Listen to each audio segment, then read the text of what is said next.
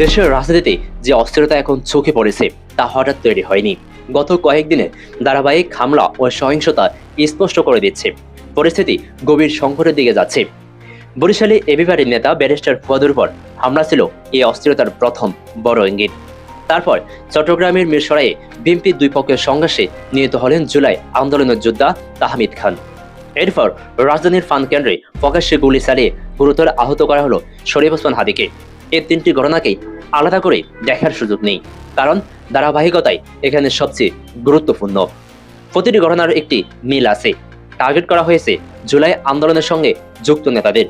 এটি নিছক কোনো দলীয় কোন্দল বা বিচ্ছিন্ন সহিংসতা নয়, বরং পরিকল্পিত ভয়ের রাজনীতি বলে মনে হচ্ছে। যারা রাজপথে দাঁড়িয়েছে স্বৈরাচার ও অন্যের বিরুদ্ধে কথা বলেছেন, তারাই একে একে আঘাতের শিকার হচ্ছেন। ব্যারিস্টার ফুয়াদ দীর্ঘদিন ধরে দুর্নীতি ও ক্ষমতার অপব্যবহারের বিরুদ্ধে স্পষ্ট অবস্থান নিয়েছেন।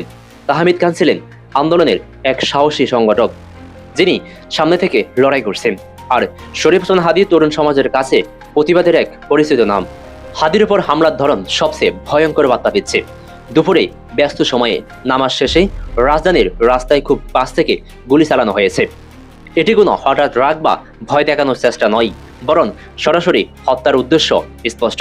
সিসিটিভি ফুটেজ ও প্রত্যক্ষদর্শীর বর্ণনা বলে, হামলাকারীরা পুরোপুরি প্রস্তুত ছিল। নির্বাচনের ইশতেহার ঘোষণার পরের দিন এই হামলা রাজনীতিতে নতুন করে আতঙ্ক ছড়িয়েছে। হাদি শুধু সরকারের অন্যায়, অবিচার বা অনিয়মের বিরোধী নন, তিনি সার্বভৌমত্ব ও জনগণের অধিকারের প্রশ্নে আপোষহীন। এই আপোষহীনতা তাকে জনপ্রিয় করেছে, আবার ঝুঁকির মুখও ফেলেছে। জুলাই আন্দোলনের সময় রাজপথে দাঁড়িয়ে যেভাবে নেতৃত্ব দিয়েছেন তা অনেকের জন্য অনুপ্রেরণা। এই একই ধারার নেতা হচ্ছেন হাসনাত আব্দুল্লাহ।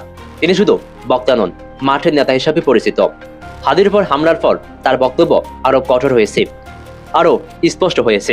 এখানে আশঙ্কার জায়গা তৈরি হচ্ছে, সত্যি যদি জুলাই আন্দোলনের নেতৃত্বকে ধাপে ধাপে দুর্বল করার উদ্দেশ্য হয়, তাহলে পরবর্তী লক্ষ্য কারা হতে পারেন।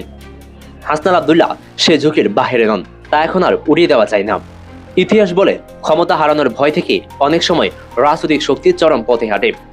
আওয়ামী লীগও জানে জুলাই আন্দোলনের অভিঘাতী তাদের দীর্ঘদিনের শাসনের বিদ নড়ে গেছে।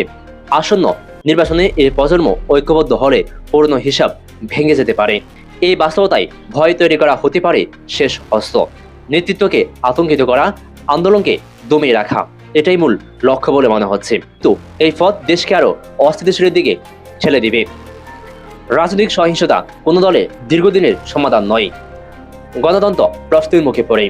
এখন সবচেয়ে জরুরি বিষয় হলো নিরাপত্তা নিশ্চিত করা।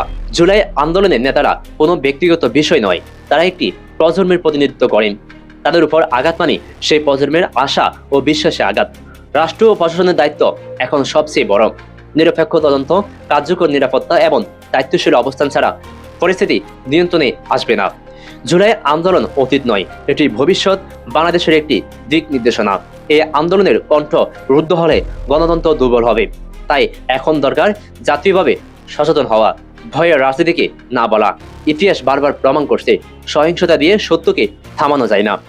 এ সময়ে প্রশ্ন একটাই, আমরা কি প্রজন্মের নিরাপত্তা নিশ্চিত করতে পারবো, নাকি আবার ইতিহাসের কাঠগড়ায় দাঁড়াবো? দর্শক, আপনার মূল্যবান মন্তব্য কমেন্টের ঘরে জানান। আর এই চ্যানেলে নতুন হয়ে থাকলে সাবস্ক্রাইব করে আমাদের সাথেই থাকুন। ধন্যবাদ।